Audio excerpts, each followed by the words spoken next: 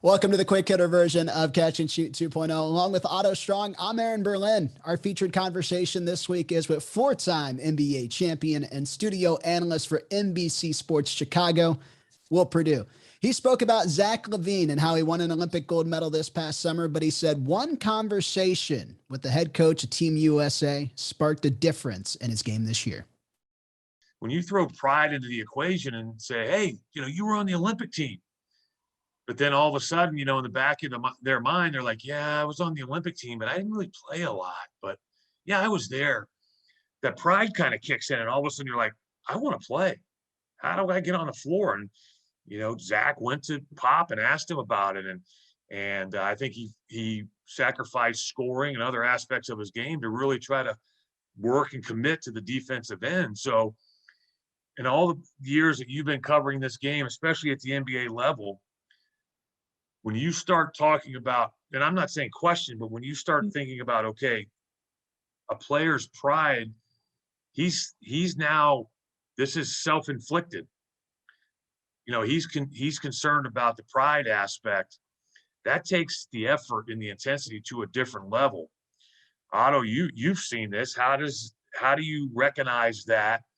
And then what is that defining moment that all of a sudden that pride kicks in and you're willing to do anything just to get on the floor because of your desire to play and contribute?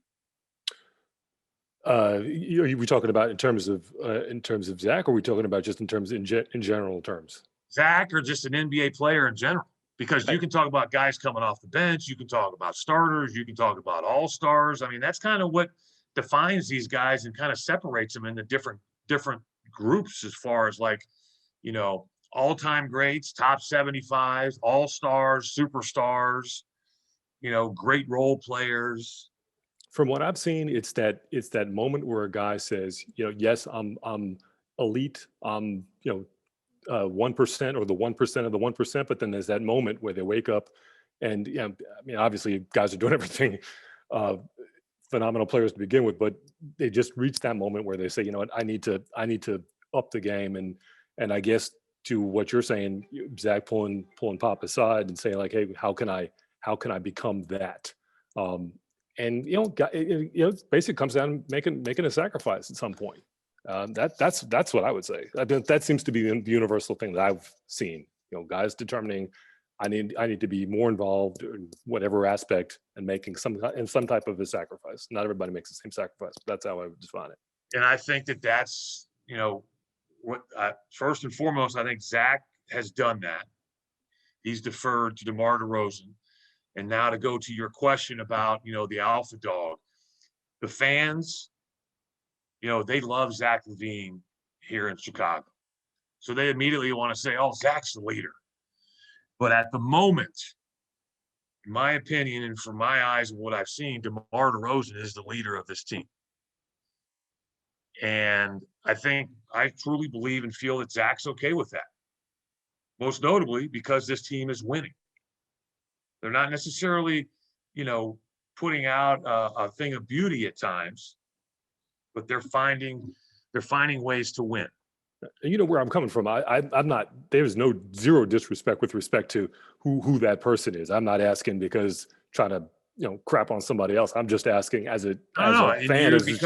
Yeah. But no, it's a valid conversation because I think the dynamics of teams are very hard to change. Like once there's a structure, like once there's a hierarchy in place, right? Like it's very hard for anyone to take a step down or to acknowledge that, hey, maybe for the betterment of whatever organization I'm in, whatever team I'm on, it's better if I let this guy do this, right? Like that's a hard concept for someone to handle or deal with. And like that leads to a great question of how has Zach LaVine handled all of this throughout this time?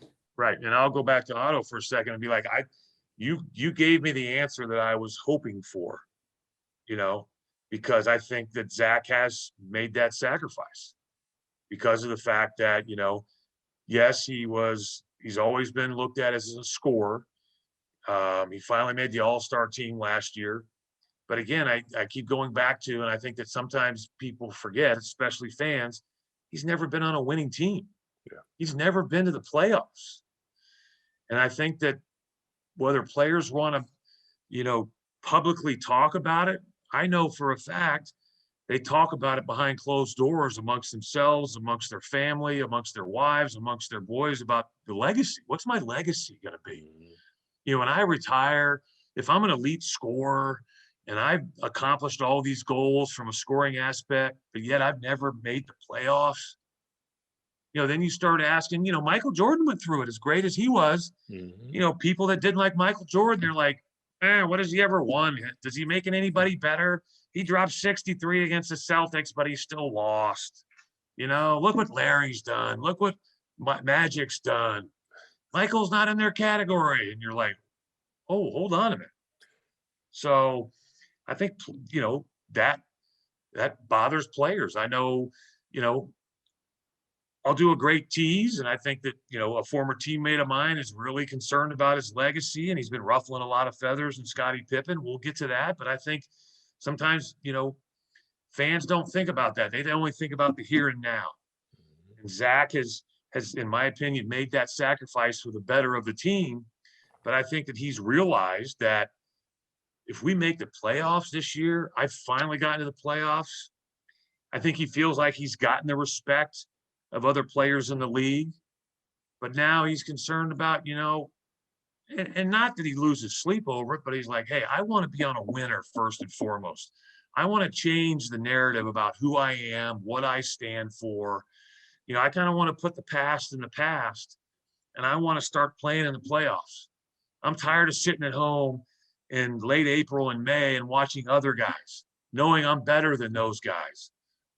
But because they're on better teams or the sacrifices they've made, millions of people are watching them in the playoffs, and I'm sitting at home twiddling my thumbs. And now he's on the best team that he's ever been on. He's playing as, him and DeMar they're kind of like freaking fat really quick, and it's been impressive to say the least, because I'll step up and I'll say there's been times at games where I felt like maybe Lamar should have given the ball to Zach and let Zach, take over. But, Lamar was rolling, and he took some, in my opinion, some ill-advised shots, but I feel like he's deserved that right. And eventually these two will figure it out. And then, because I'm not to be like the get off my lawn segment, but I still come from the old school where I feel like there's a pecking order. There's certain guys that just, when it gets to be late game situations, you got to give them the ball. Yeah. And that's why they're there. They may be 1 for 12, but that's the guy I'm riding with. Yeah. The second year guy or a rookie may be having the game of his life, but this is, now you're talking about the game's on the line. I'm going to go with that. I'm going to go with Zach, or I'm going to go with DeMar. So, they'll figure it out. Billy will figure it out.